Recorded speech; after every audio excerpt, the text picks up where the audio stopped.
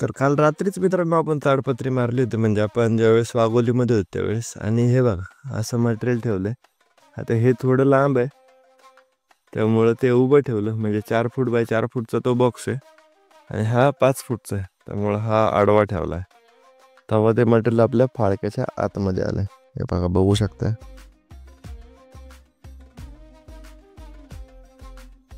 नमस्कार मित्रांनो, जय शिवराय आणि सगळ्यांना श्री स्वामी समर्थ. तर लास्टच्या ब्लॉगमध्ये पाहिलं असेल मित्रांनो, आपलं मस्तपैकी गुजरातची ट्रिप करायचं प्लॅनिंग चाललं होतं, बट ते काही सक्सेस झालं नाही. त्यानंतर आपण व्हीलसाईचं एक बुकिंग आलं तर ते कन्फर्म केलं आणि व्हीलसाईचा आपला हा फर्स्ट बुकिंग असणार आहे आणि बऱ्याचशा गोष्टी आपल्याला व्हीलसाईचे ह्या ब्लॉगमधून बघायला भेटणार आहेत. तर निघालो मित्रांनो अहिल्यानगरला. सकाळचे 11:30 वाजलेत, पण अजूनही आपल्याला वे बिल आलं नाही. कंपनीला सकाळीच कॉल केला होता, तर ते साहेब पोहोचतायत, आता एक 10-15 मिनटात पोहोचतील आणि मग आपल्याला वे बिल बनवून देतील. तर खूप छान अशी जर्नी करायची. पार्ट 1 तुम्ही पाहिला असेल, हा पार्ट 2 आहे. तर पार्ट 1मध्ये आपण वाघोलीला गेलो, ते ट्रिप कॅन्सल झालं. त्यानंतर रात्री चेन्नईचं बुकिंग आपल्याला देत होते ट्रान्सपोर्टर, बट चेन्नईचं मित्रांनो प्रॉब्लेम असं होईल की आपण तिथं गेल्यानंतर आपली गाडी रिटर्न होणार नाही 5 दिवसात, म्हणून ते बुकिंग आपण कॅन्सल केलं. आणि जर टीपी संपला तर मग परत नवीन टीपी आपल्याला चेन्नईमध्ये काढायला लागू शकतो. तर ती रिक्स ह्यावेळेस घ्यायची नव्हती, म्हणून हे व्हीलसाईचं बुकिंग कन्फर्म करून घेतलं आहे. तर आता इथून अहिल्यानगरला जाऊया. मस्तपैकी दिवसाचा प्रवास असल्यामुळे बऱ्याचशा गोष्टी बघायला भेटतील, शिकायला भेटतील आणि स्पेशली व्हीलसाईबद्दल मी तुम्हाला बऱ्याचशा गोष्टी या ब्लॉगमध्ये क्लिअर करणार आहे. कारण मी पण थोडं त्याच्यावरती स्टडी केला, त्याच्या बुकिंगची प्रोसेस कशी असते, किंवा मग त्यानंतर फेअर कसा वाढवता पण येतो. त्यात फेअर पण वाढतो बरं का मित्रांनो. जसं पोर्टरला म्हणजे ऑनलाईन कंपनीला फेअर वाढवण्याचा ऑप्शन आहे, तसंच व्हीलसाईला पण फेअर वाढतो. कारण आपलं हे झालेलं आहे होल्डिंग, तर याचे 1000 रुपये आपले वाढू शकतात एका दिवसाचे. तर बघूया, जे काय होईल ते तुम्हाला ब्लॉगमध्ये पुढे बघायला भेटेल. पहिला पेपर येऊ द्या, मग इथून आपली जर्नी सुरू करू आणि वाटेमध्ये जे काही नवीन नवीन बघायला भेटेल तर ते पण गोष्टी कव्हर करण्याचा प्रयत्न करू. तर अजून एक महत्त्वाची गोष्ट मित्रांनो, जर आपण ट्रान्सपोर्ट क्षेत्रामध्ये असाल तर आपल्याला 3 प्रकारच्या बुकिंग भेटतात. एक तर आपले पर्सनल कस्टमर, जे तुम्ही रेग्युलर पार्टी ज्यांच्याकडून मटेरियल भरतात ते. दुसरं असतं ट्रान्सपोर्टर, तर ट्रान्सपोर्टरचं एक बुकिंग असतं सेपरेट, म्हणजे कमिशन एजंट आणि ट्रान्सपोर्टर. आणि तिसरं असतं ऑनलाईन कंपन्या. तर ह्या तिन्ही गोष्टींमार्फत आपल्याला बऱ्याचशा बुकिंग किंवा आपला ट्रान्सपोर्ट बिझनेस चालवता येत असतो. तर आपण काल पाहिलं असेल, आपलं पहिलं बुकिंग ट्रान्सपोर्टरचं होतं आणि हे दुसरं बुकिंग आपल्याला ऑनलाईन कंपनीचं आहे. जर मार्केटची कंडिशन पाहता आपल्याला सगळ्या गोष्टी ट्राय करणं, तर आपण ट्रान्सपोर्ट क्षेत्रामध्ये म्हणजे आपली गाडी सर्वाईव्ह करू शकतो. तर हे पर्याय आहेत तिन्ही, पण तुम्ही कोणता यूज करताय ते कमेंट करून नक्की सांगा. कारण आपल्याला ह्या सगळ्या गोष्टी शिकल्यानंतर आपल्याला आपली ग्रोथ करणं किंवा ट्रान्सपोर्ट बिझनेसमध्ये आपल्याला स्टेबल ठेवणं, ह्यासाठी ह्या गोष्टी महत्त्वाच्या आहेत. तर चला मित्रांनो, आजच्या ब्लॉगमध्ये आपल्याला व्हीलसाईच्या गोष्टी कव्हर करायच्या. तर बघू शकता मित्रांनो, अशा प्रकारे व्हीलसाईचं ॲप्लिकेशन येतं. जर आपल्या गाडीचे डिटेल्स आहेत, कुठे पार्क आहे, इग्निशन ऑफ आहे. त्यानंतर हे वॉलेट येतं, ज्याच्यामध्ये पैसे असतात किंवा ट्रान्झॅक्शन्स आपण जे केलेले आहेत तिथे दिसतात.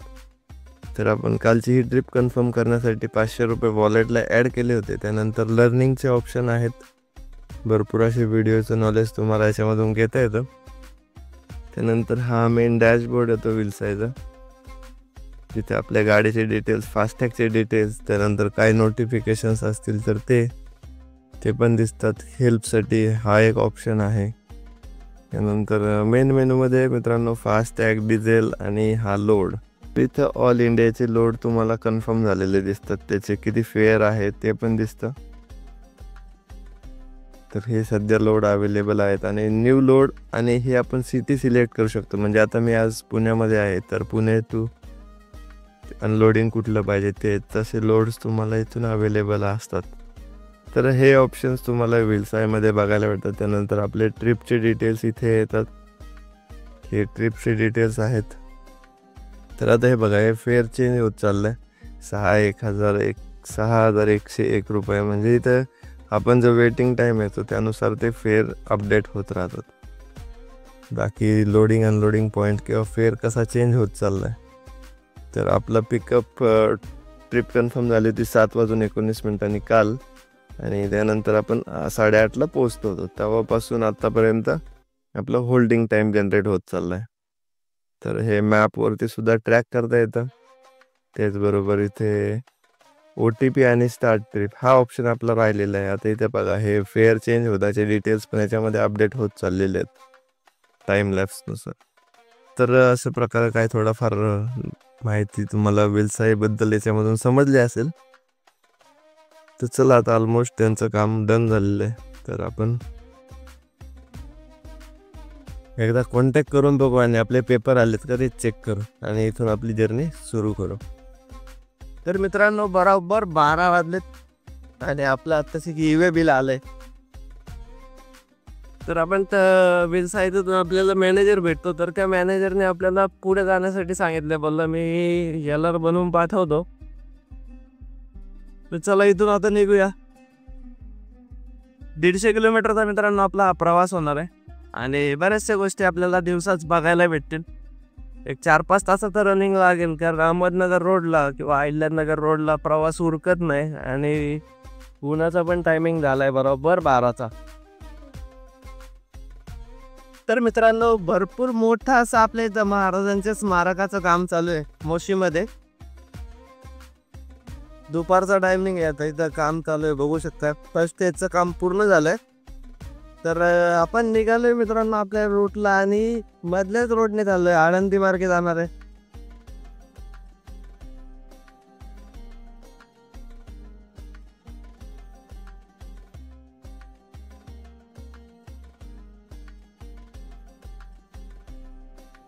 Bluetooth mode. Play by USB drive. तर आपलं USB लावलंय आता.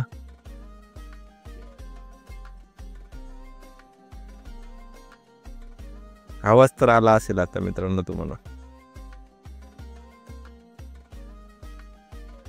टेप घेतलाय हे बघा. बिल आहे, वॉरंटी भेटते त्याला.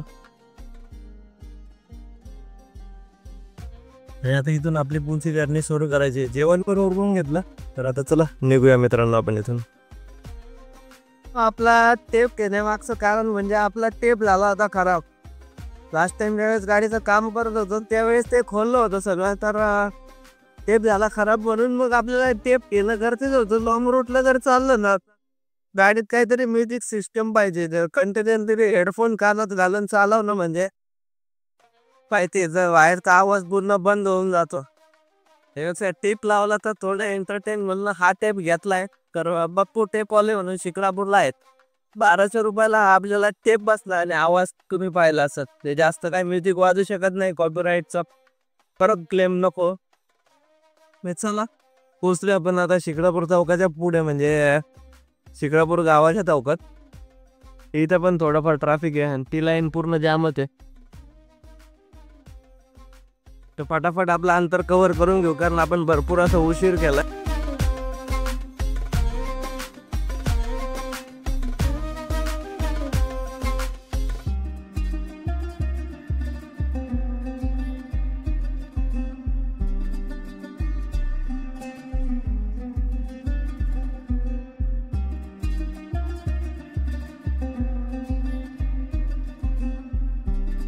Welcome to Ahilyanagar.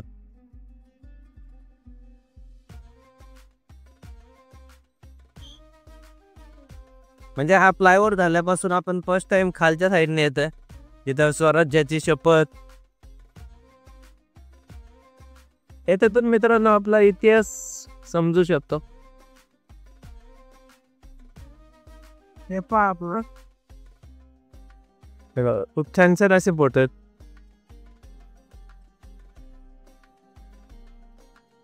तर चला आपल्याला इथं थांबायचंय. शिक्षा देताना सैनिकांना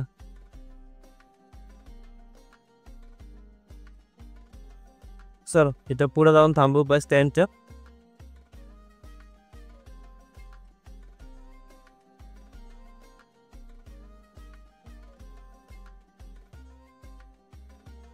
थांबलोय मित्रांनो रस पेता आणि आपली गाडी इथं लावली आणि समोर जो डोंगर दिसत असेल त्या डोंगरावरती मित्रांनो चांद बीबी का महल आहे.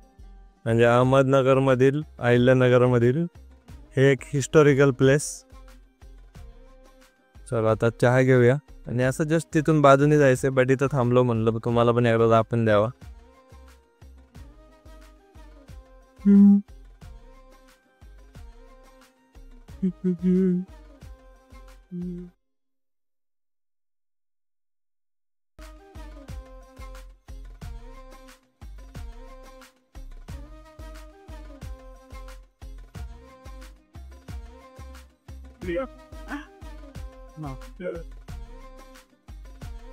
तर सरांची शाळा आहे गीच आपण हे मटेरियल ठेवतोय. एक मशीन तर गेली, हे 2 चॅनल आहेत, हा एक आणि हा एक. मेन कसरत या मशीनची ही काय आतमध्ये घुसायची नाही.